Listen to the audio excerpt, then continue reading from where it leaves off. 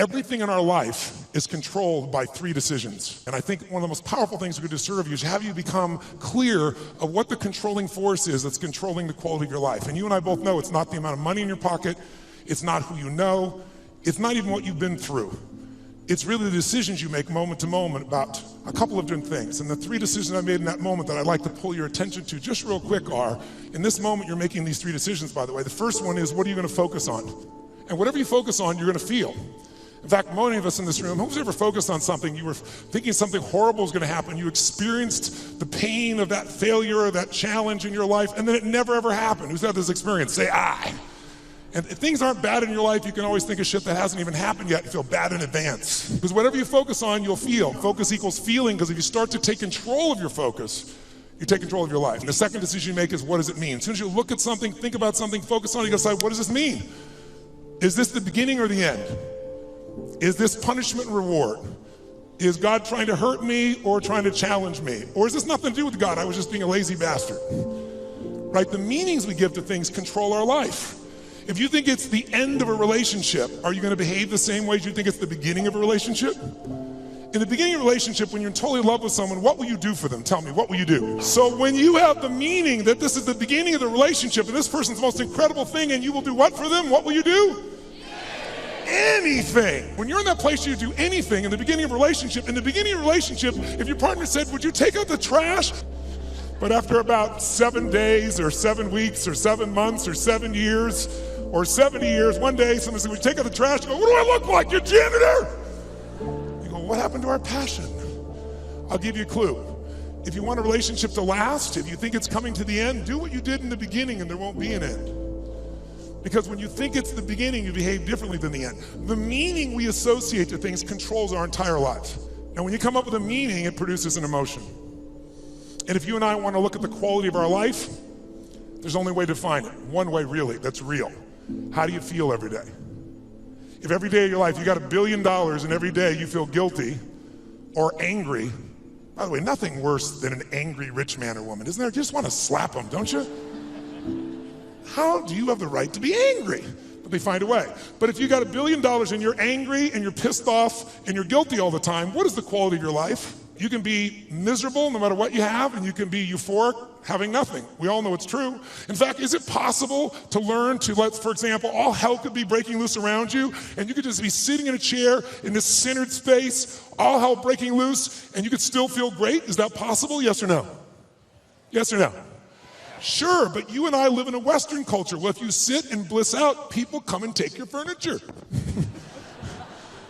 So we have to be good at not only controlling the internal world, but our external world. And that's shaped by what we do. And what people do is based on their emotions and also their role models. So I thank you, Mark, and I thank all of you that are role models for people, where you show people that success does not mean taking, that success can mean truly growing and giving. That money, resources, and opportunity are things to be shared. They're things that are tools for a quality of life that you're able to enhance for people and for yourself and your family. Pretty beautiful thing. What does it take to develop a rich mindset? Since you've been both poor financially and rich financially, what do you think it takes to develop a rich mindset? You know, that is such a great question, because people don't understand how important that question is.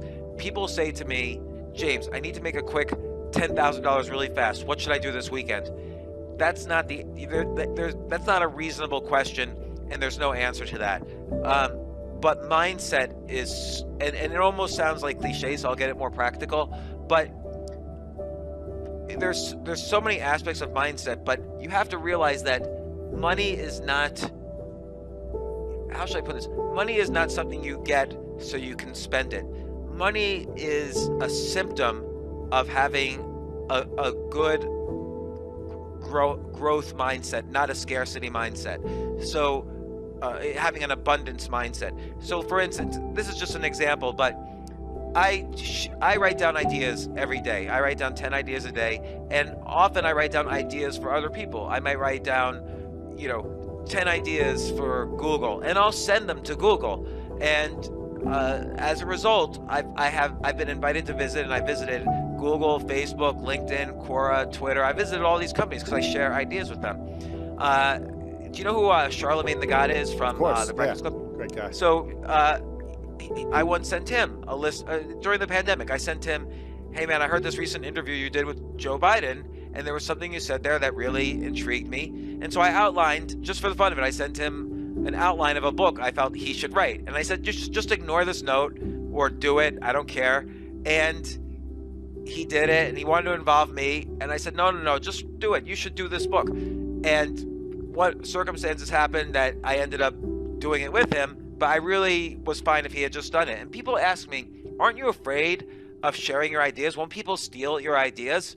And yes, sometimes. I once shared an investment idea with a billionaire guy who said he would do it with me, and then he didn't, and he made literally hundreds of millions using this idea. And he called me 2 weeks later and said, oh, it turns out I already did it. And I'm like, how did you already do it when you didn't even hear about it when I told you it? But people steal ideas. But I have an abundance mindset. It's not like this is my only idea ever. I'm going to if it was verification that I had good ideas, the fact that he stole it and it worked. So you have to have an abundance mindset about everything. Like some people say, oh, don't have the Starbucks for $7 when you could get on the corner for $1. Now, admittedly, some people can't afford the $7, but that's, a different category. They shouldn't spend the $7. But in general, most working people can go out and buy a hardcover book, or can get economy premium when they fly instead of just economy. But they're worried about the extra $30, and they figure, oh no, if I saving is the same as making. And that's not true, because you can't, you can make more than 100% of your net worth, but you can only save 100% of your net worth. So it's very different from making money. And so money is just an energy of having good creative ideas, sharing your ideas widely, helping other people execute on their ideas, and then wealth and abundance come back naturally, as cliche as that sounds. Now, you have to have ideas, you have to have execution ideas, you have to have a strong network, but you get a strong network by having an abundance mindset. So if I'm always sharing ideas with people, hey, I just read your book, you should do this, this, and this to market the book, or this, and this to monetize the book in different ways, like do a course or do some merchandise or do this. So as long as you're always sharing, you're the person people call when they have an extra opportunity. I write about this in the book, actually. I call this the Google technique. So Google is an interesting website in that when I go to Google and I say, Google, can you tell me about what's the best motorcycle I should buy? The first thing Google says to me implicitly is, listen, James, we don't know anything about motorcycles, but we've done the homework, and here are the top 10 websites you should go to if you want to find out about motorcycles. And just being honest, these 3 websites paid us to say this. Right. And they measure success by how quickly people leave their website. But what website do you go back to when Google, what does this rash mean? Is it something I should worry about? Google's the place you go. Mm-hmm. So the Google technique, this has made Google, this one idea, this one concept has made Google $1.5 trillion value. As opposed to like, oh, we can't tell you about motorcycles unless you subscribe to us or whatever. So by sharing and sending people away from them, that's the best way to create value. So now you can do this technique individually. If someone says, hey, can you introduce me to someone who could be a co-founder of my company? Sure. Here's this person who's a good programmer. You don't need to pay me anything. Don't worry about it.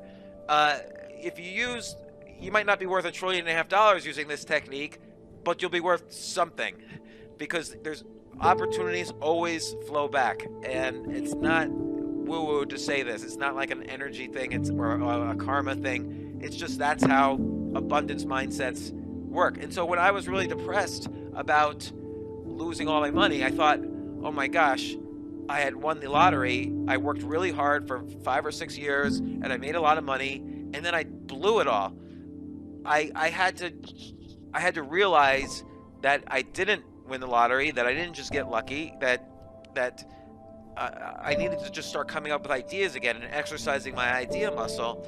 and I was so depressed. And then just a few months of writing down ideas, I felt like my brain was coming alive and like neurons were connecting, and it was like magic. And then things started to happen. I started to do things, because that's the key really, is taking the ideas and then doing something with them. Not all of them, because most of the ideas are bad. You're just exercising the idea muscle. But doing stuff, I just came to life again. For the first, it was like years of depression, and then it was like I was a new person just doing this. Stay strong, have faith, keep pushing through. I've said this before, and I'm living proof of it, is that on the other side of your struggle is something good. On your other side of your struggle is something better. On the other side of your struggle is some sort of success. It's time. It's time to face some adversity. Look around you. You are here now, in a present time of greatness. I stand here and I look into your eyes and I feel the spirit of a warrior. I feel the spirit of a gladiator. You have not come this far to come this far. You have not sacrificed the hours, days, weeks, months to taste defeat.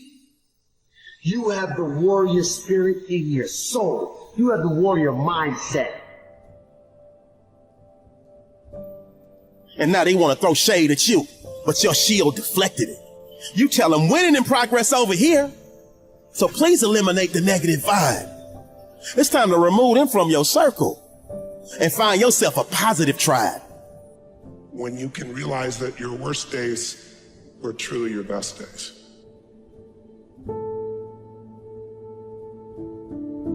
When you can realize that every human being goes through pain and injustice, some more than others, but everyone goes through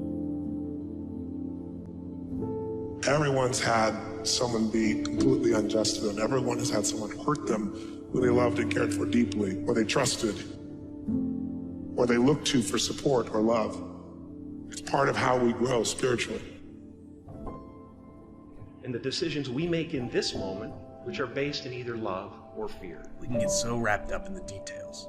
How fast your race time is going to be, how much money you're going to make on this deal, what the coach is going to say, what are you going to write. We get so wrapped up in these details, we never get started in the first place. This is fear of success. This is fear of not knowing, and this is called faith.